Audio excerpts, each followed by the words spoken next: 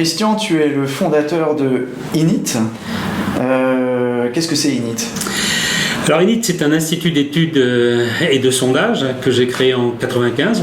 On a eu 20 ans l'an dernier, qui est spécialisé dans tout ce qui est enquête marketing client, donc études de satisfaction, fidélité et analyse de la rentabilité de tout ça. Et avant tout le monde, dès 2011-2012, tu as compris qu'il fallait passer des études à froid aux études à chaud. Qu'est-ce que ça veut dire ? Alors les études, le métier des études, c'est historiquement l'étude à froid, donc un échantillon représentatif avec beaucoup de gens, des questionnaires compliqués, des analyses compliquées.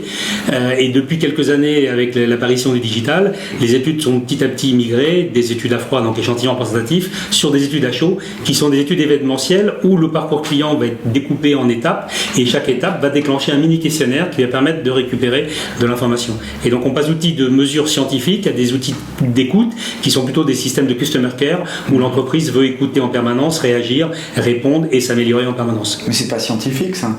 Alors on est d'accord, c'est plus du scientifique, sauf que des études à chaud cumulées pendant 6 mois et pendant 1 an donnent une base d'information qui peut être ensuite traitée et enrichie de manière scientifique. Alors il y a également un biais sur ces études à chaud, c'est qu'on réagisse sur le coup, mais qu'on évite d'en tirer des conclusions plus long terme. Alors c'est effectivement un risque, et dans le développement aujourd'hui de l'ensemble des outils qui sont proposés, il y a pas mal d'outils qui ne font que du réactif et dans lequel je réponds, je résous et je classe. Nous, on a une culture d'institut d'études, donc on fait non seulement la requête et l'analyse d'informations, on déclenche les fiches alertes, mais on va cumuler l'information et on va aller l'enrichir ensuite avec les bases clients et les bases de CRM pour que c'est l'ensemble des informations et des feedbacks clients qu'on a eu soient analysés tous les 6 mois, tous les ans et enrichis avec toute la connaissance client. Donc le système redevient non pas uniquement customer feedback, mais customer intelligence et reprend une part effectivement d'intelligence marketing. Alors sur cette base, tu as sorti un livre récemment chez Luno qui s'appelle Satisfaction, fidélité, expérience client. On va revenir là-dessus. Client, c'est un gros mot ? Alors pour pas mal d'entreprises, c'est un gros mot. Dans les services publics, j'avais écrit un livre, je crois, dans les années 2009 à la documentation française qui était citoyen, usager, client du service public avec France Qualité Publique. Donc dans le service public, c'est parfois toujours pas un mot facile et certains syndicats ou certains effectivement corps de métier ont tendance à vouloir privilégier le mot usager. Alors c'est en train de changer. Dans pas mal de sociétés, le mot client est toujours remplacé par un autre vocabulaire. Pour un coiffeur, vous êtes une coupe. Pour un cinéma, vous êtes une entrée. Pour un restaurant, vous êtes un couvert. Pour un taxi, vous êtes une course. Donc tout ce vocabulaire est assez amusant pour bien jamais se prononcer ce mot noble qui est le mot client. Et parfois, c'est l'inverse. Les commanditaires traitent les clients traitent tellement bien qu'ils font du customer washing. Ça veut dire quoi, ça ? Alors, customer washing, c'est un gros mot qui est effectivement Daniel Rey qui en est l'inventeur. On parle beaucoup du client.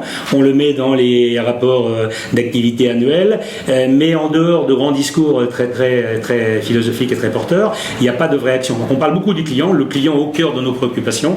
Grande symbole qu'on lit un peu partout. Et quand on parle effectivement du client, il faut toujours se poser la question, est-ce que l'entreprise est intéressée par le client de demain, le nouveau, celui qu'on fait rentrer, ou est-ce que l'entreprise est intéressée par les clients acquis, qu'elle veut fidéliser, qu'elle veut faire grandir et avec lesquels elle veut prospérer. Et là, c'est toujours là où il y a un débat.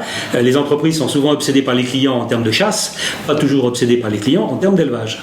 Alors si on oublie les clients qui sont traités comme des chiens ou les entreprises qui mettent le client au centre de leurs préoccupations alors que de toute façon c'est naturel, on va revenir sur le travail quotidien de ton institut, c'est de mesurer la satisfaction. Mais pourquoi mesurer la satisfaction ?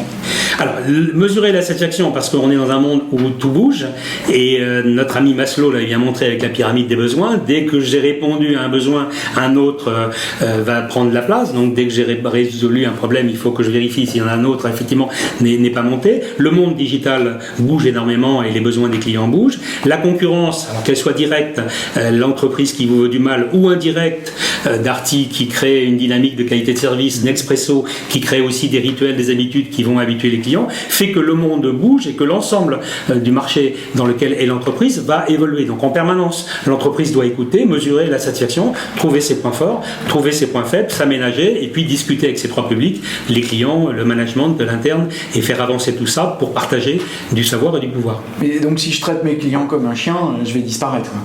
Il y a de fortes chances. Ok. Donc, fort de ce constat, on va essayer de ne pas les traiter comme des chiens. Et oui, mais attends, mesurer la satisfaction, ça coûte de l'argent, ça.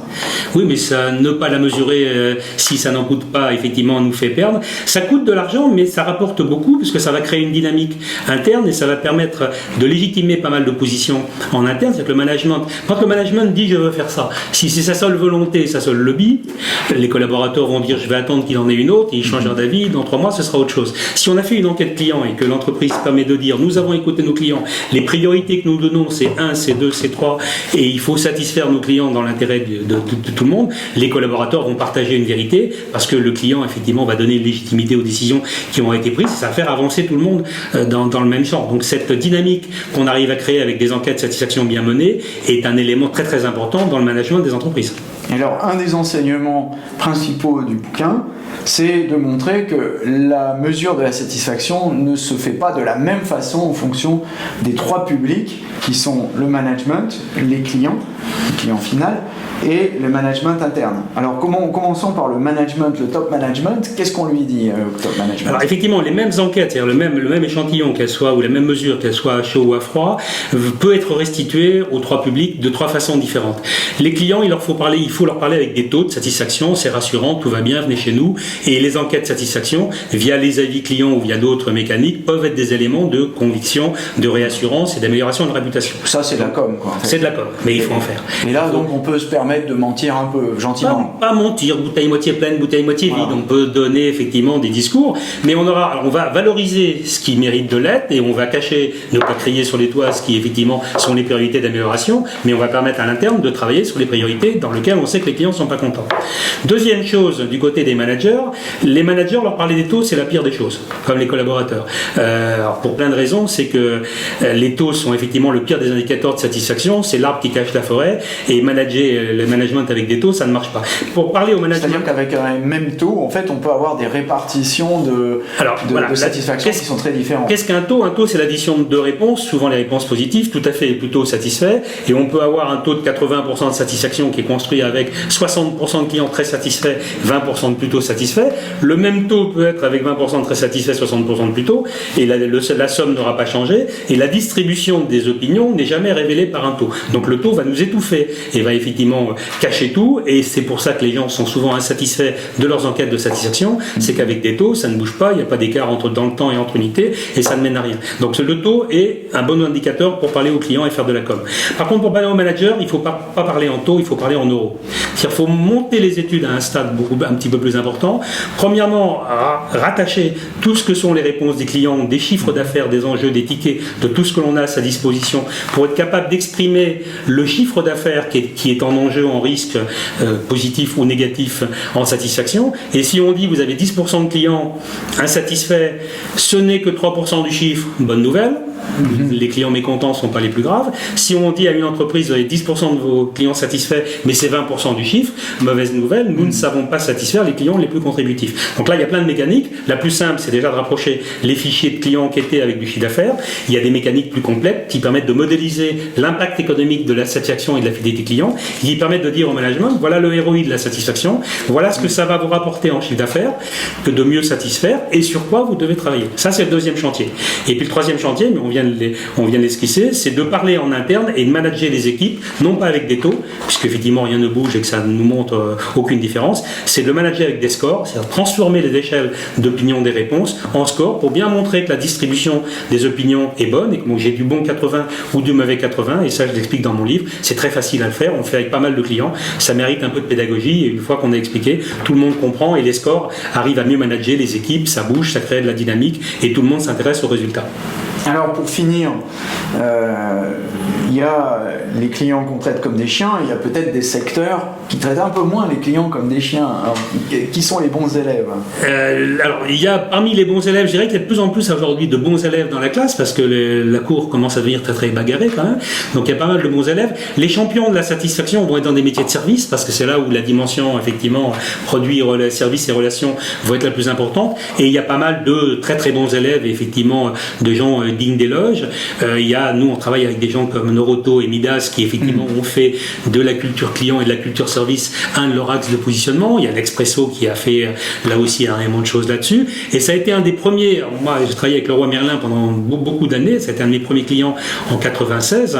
Leroy Merlin a pris la dynamique et la qualité de service comme un élément du management et de fédération d'entreprise et est devenu numéro 1 en France dans la distribution, ce qui n'était pas le cas en 96. Il y avait un autre dont l'enseigne est bleue qui était devant eux. Et aujourd'hui, avec leur enseigne verte, effectivement, ils sont bien devant avec une culture qui était vraiment la culture des services. Et ils ont vraiment travaillé autour de ça, de la mesure, de la culture partagée, des actions, de la communication et fédérer des collaborateurs et porter des messages aux clients autour de, effectivement, cette dimension de culture service. Et le pari est réussi et aujourd'hui, il y a pas mal de sociétés qui, effectivement, en ont fait un oriflamme et en ont fait un axe important de leur stratégie.